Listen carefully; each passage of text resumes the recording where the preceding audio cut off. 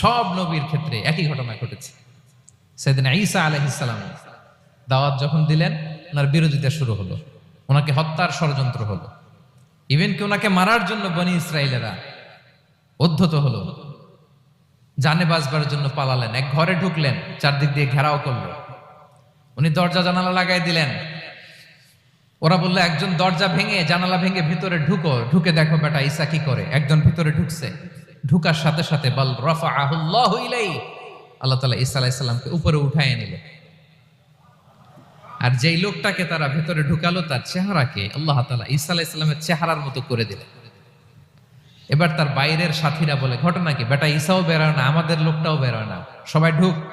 দরজা ভেঙে ভেতরে ঢুকে দেখে ঈসা দাঁড়ায় আছে। বলেন তো এটা ঈসা না মিসা?